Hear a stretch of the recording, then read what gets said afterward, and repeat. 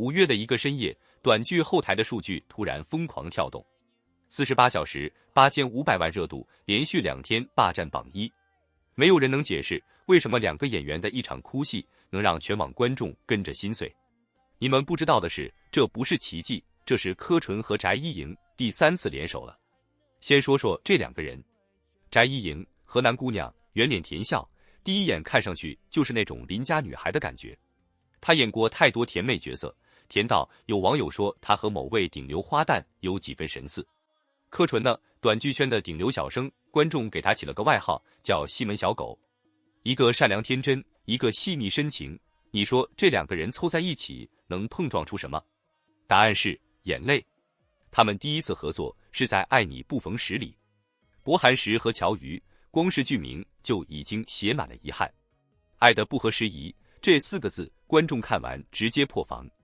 第2次合作，爱情自有天意，裴彻和宋瑶，误会一层接一层，眼泪也是一场接一场。那时候就已经有人在评论区问，这俩到底什么时候能再搭一次？而就在这个时候，另一件事发生了，芝芝复芝芝来了。这一次，翟依莹演江婉之，柯纯演西门李晨。剧情说的是3年前被家里棒打鸳鸯，3年后男主从华尔街精英的身份归国，重新追妻。评论区里全是同一句话：纯赢即纯赢。这4个字成了这对 CP 的专属烙印。但真正让观众破防的不是甜蜜，是那几场哭戏。你们不知道的是，为了这几场戏，剧组特意为哭戏定制了弦乐的颤音配乐，团队通宵优化音频，就是为了让观众彻底沉浸进去。可音乐再精致，也代替不了演员本身的状态。翟依莹的眼泪掉下来的时候，睫毛都在抖。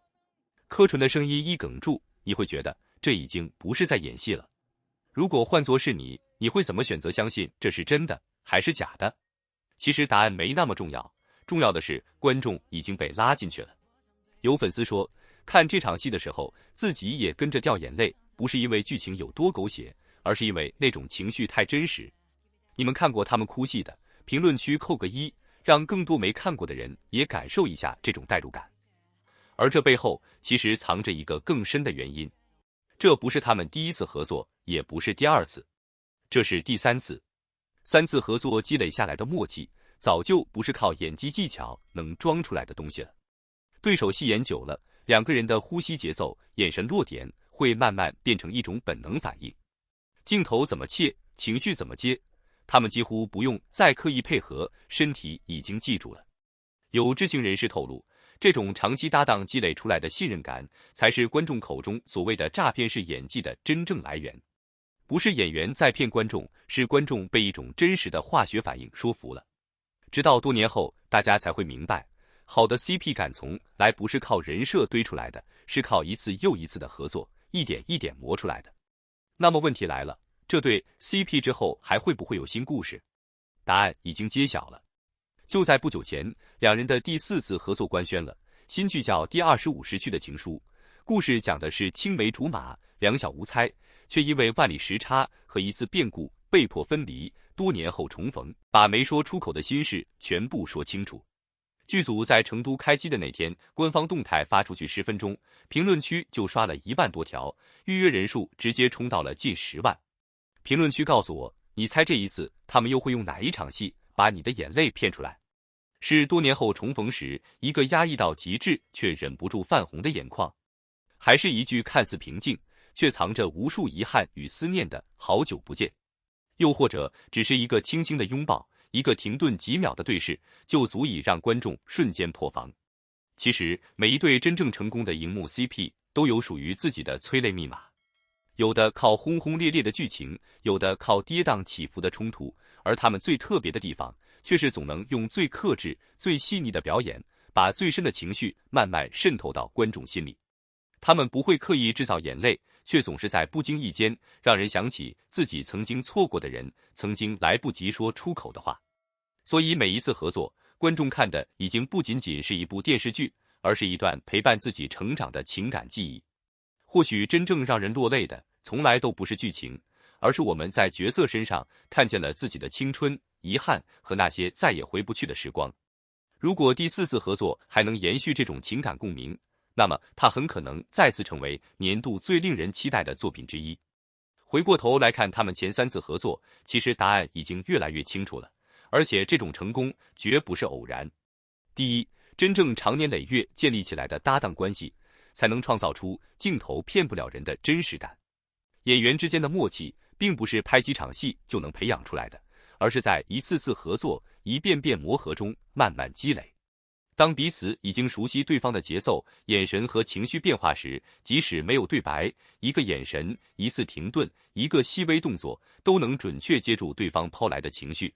这种自然流露出来的化学反应，是任何刻意设计都无法复制的。第二，观众之所以愿意跟着角色一起哭、一起笑，并不是因为剧本写得有多虐，而是因为演员之间那份毫无保留的信任感被镜头真实地记录了下来。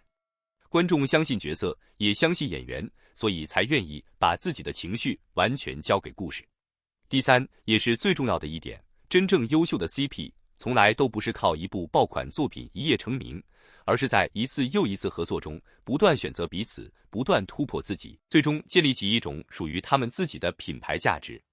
如今的观众已经越来越成熟，他们追的不只是流量，而是真正能够持续输出高质量作品的组合。